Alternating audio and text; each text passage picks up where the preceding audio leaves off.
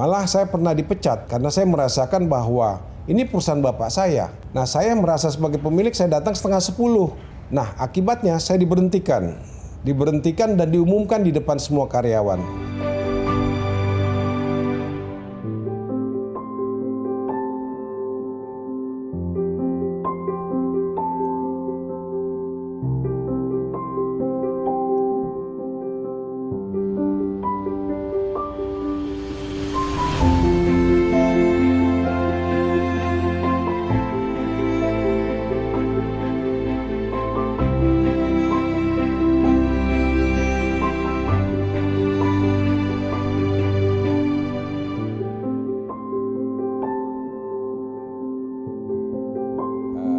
Nama saya Murpi Hutagalung, istri saya Boru Siregar, orang tua saya almarhum Mangaraja Hutagalung, dan ibu saya Maria Dominar Tambunan. Saya lahir di Jakarta pada tanggal 14 Januari 1960. Usia saya sekarang sudah 59 tahun. Pertama, ayah saya itu membuka satu usaha di dunia transportasi pada tahun 1960 di saat Asian Games terjadi di Jakarta. Dan saya pada waktu itu masih berusia 2 tahun. Sejalan dengan itu, saya menginjak sekolah dari SMP, SMA. Saya SMP di Jakarta, di SMP Negeri 8. Lantas saya SMA di SMA Negeri 4 Jakarta. Tamat saya dari SMA, saya langsung masuk ke Akademi Militer di Magelang. Pada saat itu sebetulnya secara jujur ayah saya tidak menghendaki saya sebagai perwira atau TNI, tetapi saya berkeras ingin masuk dan saya berusaha, ternyata saya berhasil. Ya, kebetulan pada saat itu saya berkenalan dengan seorang gadis, dan dia anak seorang jenderal. Saya tertarik dengan cara ayahnya sebagai seorang pati, dan disitulah saya merasa saya juga ingin seperti dia. Saya mencoba masuk setelah saya SMA, namun bapak saya mengatakan bukan di situ kamu punya bidang. Tapi saya memaksakan diri dan akhirnya saya masuk lolos tanpa hambatan dan tanpa di backup siapapun. Saya sempat mengenyam dunia kemiliteran kurang lebih 2 tahun. Ternyata memang apa yang dibilang bapak saya itu memang bukan bidang saya. Akhirnya saya angkat kaki dan saya kembali ke Jakarta. Bapak saya malah ketawa, bukan dia marah, tapi dia mengatakan, apa yang saya bilang ternyata kenyataan. Bidangmu itu adalah di dunia usaha. Dan dari situlah saya mengatakan kepada ayah saya almarhum, saya minta maaf karena memang saya mendahului apa yang Bapak cita-citakan. Dan saya melanjutkan ke Sekolah Tinggi Teknik Nasional, mengambil jurusan mesin.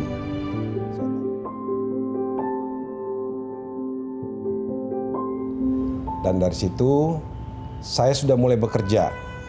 Saya bekerja di perusahaan bapak saya sebagai staf biasa, dimulai dari administrasi, meningkat sampai saya manajer marketing. Bapak saya waktu itu punya industri body maker. Jadi seperti karoseri kendaraan. Saya kerja di situ. Dan bapak saya mengatakan, kamu harus mulai dari bawah. Tidak boleh sama dengan orang lain. Kamu harus meniti karir dari bawah. Jadi saya merasakan bagaimana pahitnya dari bawah. Dan saya merasakan bagaimana sebagai staf dan karyawan memasarkan produk-produk kita keluar. Nah, kalau saya gagal, bapak saya malah mentertawakan saya. Itu yang sering menantang saya. Sehingga akhirnya secara berjalan waktu, akhirnya saya diberikan kepercayaan untuk memegang dunia transportasi. Nah, disitulah saya mulai pegang Arion Bus Pariwisata. tahun 82. Sembari saya bekerja, saya juga kuliah mengambil master di Jakarta. Nah, secara jujur, apa yang diterapkan bapak saya pada saat saya bekerja di Arion, saya mengikuti tahap demi tahap yang betul-betul sama dengan orang lain. Malah saya pernah dipecat karena saya tidak disiplin, karena saya merasakan bahwa ini perusahaan bapak saya. Bapak saya mengharuskan saya bekerja jam 8 on time pagi. Nah, saya merasa sebagai pemilik saya datang setengah 10. Nah, akibatnya saya diberhentikan dan diumumkan di depan semua karyawan. Inilah contoh manusia yang tidak punya disiplin. Betapa malunya saya pada saat itu. Dan akhirnya bapak saya memecat saya. Pada saat saya dipecat memang saya merasa down. Artinya saya mengecap dari situ saat ini bahwa bagaimana orang diberhentikan itu sakitnya seperti apa. Saya pernah merasakan itu walaupun itu di dunia usaha bapak saya sendiri. Waktu berjalan, saya ikuti bapak saya kurang lebih hampir 10 tahun. Bapak saya sudah mulai capek. Dia mengatakan, kamu harus siap-siap mengambil alih pekerjaan saya. Nah, disitulah saya dengan abang saya bekerja berdua masuk mengendalikan perusahaan transportasi dan auto body manufacturing. Hanya 2 perusahaan pada saat itu. Nah, pada saat berjalan, pada 1987 almarhum bapak saya meninggal. Namun karena dari tahun 82 saya sudah mengikuti cara kerja dia. Saya sering dibawa ke bank, saya sering dibawa ke notaris, saya sering dibawa rapat. Itu sudah terekam di otak saya bagaimana orang swasta. Sehingga pada saat meninggalnya bapak saya, posisi saya di saat itu hanya sebagai general manager di Arion Divisi Transportasi. Walaupun perusahaan kami pada saat itu masih 2. Bapak saya meninggal, sebulan kemudian kami rapat keluarga. Di situ kami rapat keluarga harus memutuskan siapa pengganti almarhum bapak saya. Nah, kami berkumpul didampingi oleh notaris semua. Tapi ada satu pesan bapak saya yang saya harus pegang. Bahwa apabila saya dipanggil Tuhan, tidak ada satupun perusahaan ini yang bisa dijual. Tapi wajib dikembangkan, dijalankan dengan sebaik-baiknya bersama bersaudara. Apabila melanggar dari apa yang saya sampaikan, maka kalian akan terkutuk seumur hidup kalian. Nah, mandat yang bapak saya sampaikan atau semacam wasiat bahwa apabila kami pecah, bapak saya mengatakan akan terkutuk seumur hidupnya, itu kami jaga sekali. Sehingga dari situlah pada saat rapat penentuan pimpinan, mereka semua abang-abang saya, adik-adik saya mempercayakan termasuk ibu saya untuk saya sebagai penerus bapak saya. Dengan catatan saya setuju, tetapi saya katakan di dalam kepemimpinan saya tidak ada 2 komando. Komando harus 1 orang. Dan apa yang menjadi keputusan final ada di tangan saya. Kalau semua sepakat, saya siap menerima. Nah, akhirnya semua sepakat, semua menerima apa yang saya minta, dan itulah berjalan.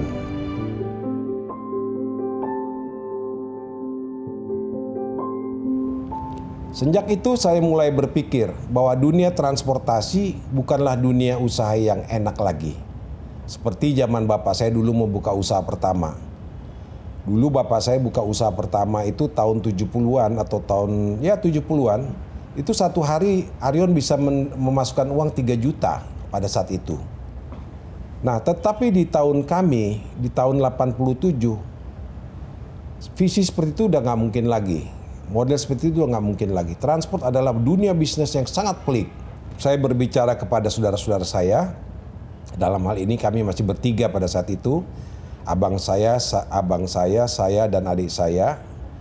Kami bagi tugas. Saya sebagai presiden direktur, abang saya sebagai direktur operasional, adik saya sebagai direktur personil dan affair. Nah, kami bertiga bersepakat. Silakan untuk melakukan ekspansi. Saya katakan kepada mereka, kalian di dalam, saya menyerang. Dan akhirnya dari situlah kami memulai starting. Saya buka perusahaan pertama adalah waktu itu travel. Dunia travel saya pikir ada bagusnya dikaitkan dengan kesamaan harus punya semacam valuta asing atau money changer. Saya buka lagi money changer. Setelah itu nggak lama saya berpikir lagi bahwa money changer juga nggak cukup. Kita coba masuk ke dunia properti. Nah di sini yang agak sulit kami memulai properti. Karena dunia properti dengan transportasi sangat jauh berbeda. Apa yang saya bilang berbeda? Perbankan tidak mudah menerima seorang pengusaha transport masuk ke dunia lain yang tidak sama bidangnya. Dunia transportasi adalah dunia keras. Sedangkan di properti itu diperlukan sangat bagaimana yang namanya berpikir, mempunyai satu visi, mempunyai satu misi, dan mempunyai satu perhitungan jangka panjang. Nah, saya masuklah di properti. Puji Tuhan, saya pada usia 29 tahun, saya membuka satu mall di daerah Jakarta Timur, dan mall itu yang terbesar. Pada saat itu memang tidak gampang. Orang malah mencemooh saya, dibilang saya orang gila, membuka sesuatu dunia properti di daerah Bronx. Tetapi saya mengatakan, saya tekad. Kalau saya gagal, saya akan serahkan semua aset itu. Tetapi kalau saya berhasil, tolong saya dikembangkan. Sehingga bank pun semua percaya. Dan ternyata puji Tuhan, properti yang saya buka Arion Mall itu akhirnya bisa berkembang. Saya mengikuti perkembangan zaman. Apa dunia bisnis yang the best ke depan? Saya tahu ada perkebunan, ada segala macam. Tapi saya tahu bahwa dunia properti itu adalah satu dunia bisnis jangka panjang. Dan itu adalah satu dunia yang bisa saya katakan berlian.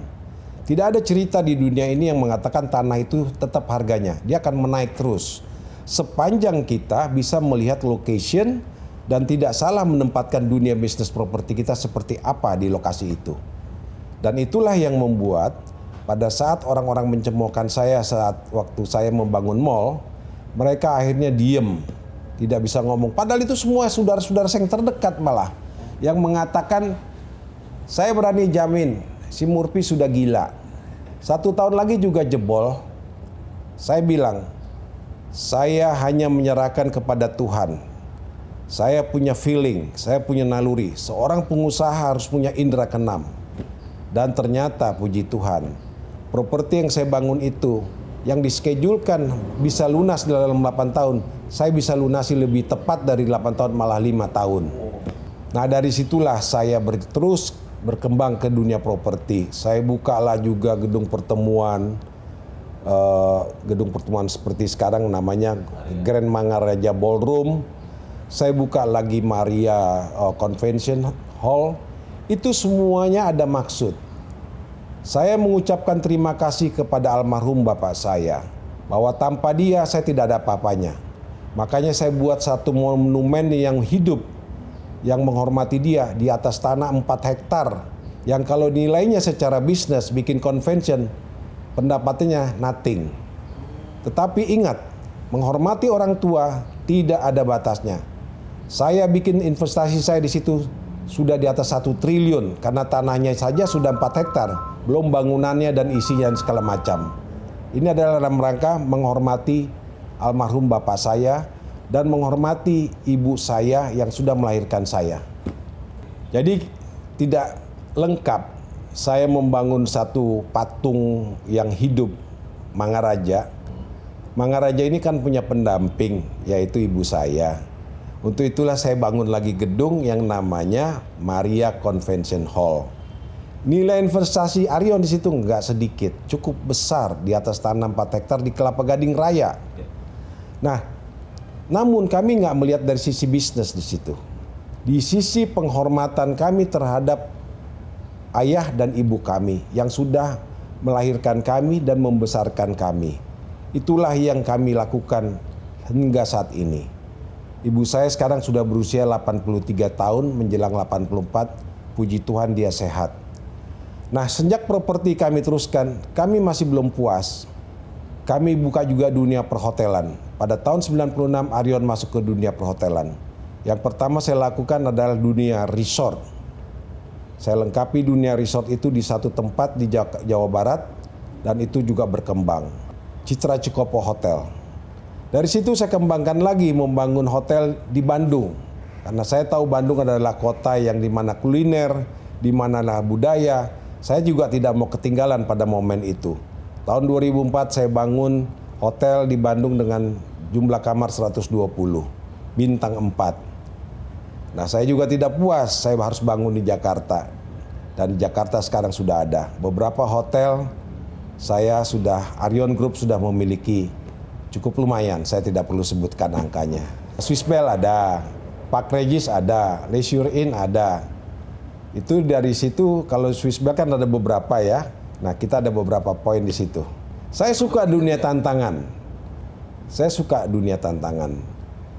Jangan orang bilang orang Batak itu hanya mainnya di transport. Itu kan ide orang selalu di DKI-nya atau di Indonesia mengatakan orang Batak itu kan demennya transportasi yang suka bikin masalah. Loh, saya bikin Arion itu bukan hanya transportasi. Saya punya 400 bus sekarang. Mengingat apa yang dibuat almarhum itu saya lakukan terus. Saya tambah bus saya. Dan bus saya itu selalu yang the best. Yang usianya hanya 5 tahun saya jual, lebih dari situ saya jual, saya ganti lagi yang baru. Saya menunjukkan bahwa dunia transportasi yang dibuka almarhum bapak saya teruskan menghormati, jangan lupa kacang sama kulit. Nah, dunia perhotelan memang dunia yang unik. Di situ diperlukan pelayanan, servis, dan manajemen yang the best. Nah, kami juga melakukan itu. Dan ternyata kami, ya puji Tuhan sekali lagi saya katakan, kami bisa masuk di situ. Kami rata-rata main di bintang 4. Bukan kami nggak bisa masuk di hotel bintang 5. Saya pernah bercita-cita ingin masuk di Tamrin, tetapi karena katakan tanah yang mau saya bebaskan itu ada titipan orang yang nggak bisa saya ganggu, akhirnya saya mundur. Saya masuk di semua lini, Arion masuk. Di sektor keuangan Arion masuk, leasing Arion punya, di sektor perkebunan kita punya, tapi tidak terlalu besar karena bagi kami sebagai anchor bisnis kami itu di properti dan di perhotelan. Transport kami memiliki 400, tetapi bukan berarti kami sumbernya dari situ lagi. Tapi yang jelas bisnis itu sangat the best dan kami dapat peringkat yang cukup baik di pemerintah DKI Jakarta. Saya punya anak 5. 2 perempuan, 3 laki-laki. Saya wajib sebagai orang tua membesarkan dan memberikan mereka sekolah setinggi-tingginya. Anak saya sekarang sudah ada yang master, kalau sarjana sih sudah semua sarjana. Tugas saya adalah bagaimana mereka menjadi anak yang tahu diri. Itu prinsip saya. Jangan merasa karena orang tua, keluarga, orang punya, lantas mereka merasakan sombong. Ini bagi saya pantang. Saya melakukan briefing rutin. Saya punya 2 mantu sekarang. Itu saya selalu melakukan meeting setiap hari Sabtu atau mungkin sekali 2 minggu saya briefing. Apa yang saya briefing? Saya selalu mengatakan bahwa hidup ini indah tetapi hati-hati. Jadi saya pakem, saya kasih mereka satu rem untuk selalu melihat, memperhatikan bahwa hidup ini tidak mudah mendapatkan sesuatu. Anak saya berusaha sendiri. Saya tidak ingin anak saya gabung di Arion. Di prinsip saya. Jangan mereka setelah dapat sarjana langsung gabung di Arion. Paling pantang bagi kami. Ini bagi kami kakak beradik. Mereka wajib berusaha di luar sana. Jangan jago kandang. Saya nggak suka anak-anak jago kandang. Mereka boleh jago, ditunjukkan di luar sana. Mereka bisa bekerja di perbankan, bisa hebat, monggo. Saya bangga, saya akan support mereka. Tetapi kalau mereka gabung di Arion, no, itu prinsip saya. Kenapa? Karena saya ingin Arion ini terus berlanjut. Arion ini tidak boleh putus di generasi kedua. Saya berpegang kepada 3 hal. Generasi pertama membuka, kedua mengembangkan, ketiga menghancurkan. Ini nggak boleh. Jadi saya lalu berpegang generasi ketiga hanya menerima dividen. Arion ini suatu saat akan kita buat go public, YPO. Artinya apa? IPO ini penting. Tidak dalam arti kami butuh uang, tidak. Tetapi kami butuh menjual saham kami mungkin hanya sekian persen untuk menjaga agar Arion ini dikendalikan oleh orang-orang yang profesional, bukan oleh anak. Karena bayangkan, kalau dari 5 kami kakak beradik punya anak rata-rata 3, sudah 15. Kalau 15 ditempatkan di Arion, yang satu kemana, yang satu kemana, sulit dikendalikan, perusahaan ini akan pecah. Kami kakak beradik, yang aktif di Arion ini hanya 4. Yang perempuan ikut suami. Yang 4 ini semua aktif di holding company. Tidak boleh memimpin divisi ini, divisi itu, nggak boleh. Nanti dia merasa ego kalau divisi yang dia pegang itu besar. Kami di sini sudah membagi aturan. Saya sebagai presidir, abang sebagai direktur operasional, adik saya sebagai HRD, adik saya yang paling kecil corporate secretary. Tugasnya masing-masing harus profesional. Sedangkan di bidang keuangan kami pakai orang lain untuk mengontrol semua duit yang masuk di sini. Tetapi kami punya prinsip, siapapun yang duduk di keuangan tidak boleh dari garis keluarga, harus orang luar. Supaya kita hanya mengontrol, memantau dari holding. Arion sekarang 18 perusahaan. 18 perusahaan ini kami monitor dari gedung ini. Inilah yang membuat kami bisa bersatu. Kami sering berkomunikasi kakak beradik karena kami berprinsip adalah satu hal. Untuk apa ribut kakak beradik demi harta? Saya tidak ingin kehilangan abang saya tidak ingin kehilangan adik saya hanya karena berebut harta. Harta ini tidak dibawa mati. Apapun yang kita miliki dalam tubuh kita ini, tidak satupun yang kita bisa bawa maupun dompet. Jadi saya pikir mari kita bersama-sama menikmati, makin besar perusahaan ini, makin kita rasakan yang nikmat, apalagi kalau kita bersatu. Puji Tuhan, saya punya aset sekarang 5 triliun, clean, 100% milik keluarga. Ini bukan ngomong bohong, silakan dicek.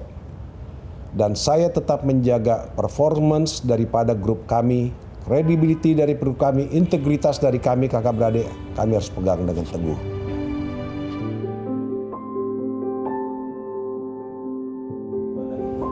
Ya, hidup ini kan kita nggak boleh ego sendiri ya. Semua bidang kita harus ikut, sosial kita harus ikut. Saya di marga saya juga aktif. Saya tidak boleh melupakan bahwa saya tetap darah saya Hutagalung. Saya aktif di marga hula-hula saya. Di Hutagalung sudah beberapa kali periode saya selalu dibikin wakil ketua umum. Bukan saya nggak dicalonkan jadi ketua umum, saya nggak siap, saya nggak mampu. Tapi kalau ditanya adat, saya sangat mengerti. Karena anak saya pun kawin dengan orang Batak. Jadi saya selalu tahu soal adat Batak. Dari umur 4 tahun saya sering pulang kampung. Bapak saya sering bawa saya pulang ke kampung. Jadi saya tahu sendiri.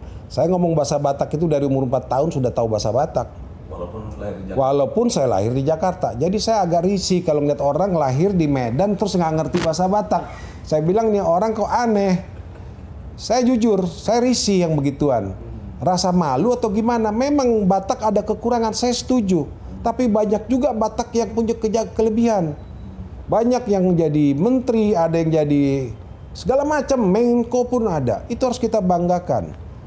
Nah, kalaupun ada yang brengsek-brengsek, yang bikin gaduh lalu lintas, ya adalah, nggak semua suku, pasti ada juga suku-suku lain seperti itu. Nah, saya harus bangga mengatakan, saya Batak, tapi saya NKRI. Jadi di Arion ini terus terang, bisa dibilang 90% memang orang lain, bukan Batak. 99% mungkin. Ya, bukan saya nggak mau Batak, silakan Batak kalau dia mampu. Karena saya berprinsip kita harus profesional. Di dalam bisnis kita nggak bisa mengandalkan dia anak muda saya, dia anak bapak tua saya. Lebih baik kita pakai orang lain, kita bisa tegur kalau dia salah, tidak jadi sakit hati. Tetapi di dalam adat istiadat Batak, saya sangat mencintai karena saya memang orang Batak. Pendapat Amang tentang anak-anak muda yang bilang, anak-anak sekarang nih bilang bahwa adat Batak itu, terutama kayak adat pernikahan Batak itu boring. Karena kelamaan. Iya.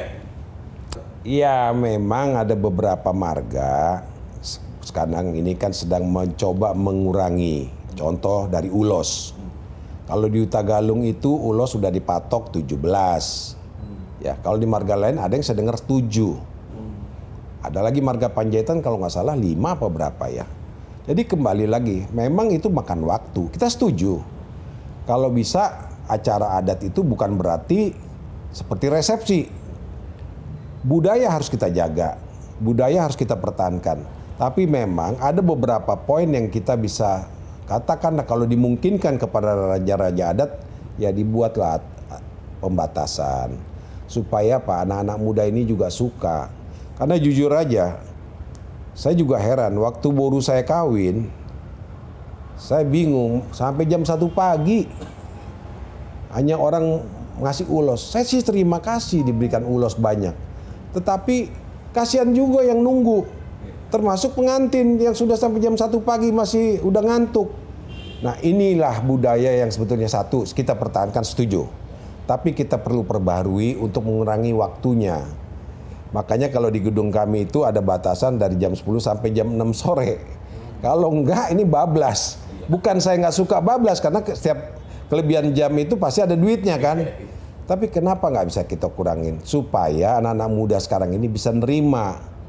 Tapi saya paling anti kepada anak-anak Batak yang sok-sokan meninggalkan adat. Ini bahaya loh. Ini dosa kalau buat saya. Anak-anak saya itu saya patokkan harus mengerti bahasa Batak. Harus mengerti budaya Batak. Dan untuk itu mereka sering saya ajak. Kalau saya diundang, saya rata-rata seminggu itu ada 3 undangan untuk acara Batak. Saya ajak anak-anak saya. Biar dia belajar. Karena saya juga dulu digitukan. Itulah yang membuat saya cinta kepada orang Batak. Jadi saya tahu tuh mulai masuk pengantin, terus berdebat soal pembawaan masing-masing, yang bawa sapi, yang bawa ikan. Saya tahu semua detail-detailnya. Nah ini kan satu budaya yang bagus yang harus dipertahankan. Tapi kalau ada orang mengatakan, udah nggak model.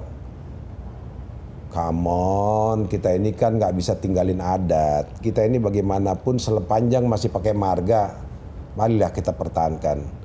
Jadi saya menghimbau kepada anak-anak muda sekarang, ingat, Anda tidak akan ada di dunia ini kalau nggak ada nenek moyang Anda. Itu yang Anda harus jaga. Dan itu yang saya lakukan. Walaupun nenek moyang saya nggak kenal, tapi saya bikin mereka tempat yang indah di satu tempat di Sibolga. Saya buat yang the best, termasuk di situ bapak saya, sebagai tempat di mana bagi saya mereka adalah pahlawan kami. Kita bisa menghormati ke Taman Makam Pahlawan, masa ke nenek moyang kita nggak hormatin? Orang yang melupakan nenek moyangnya kualat, kalau saya bilang itu.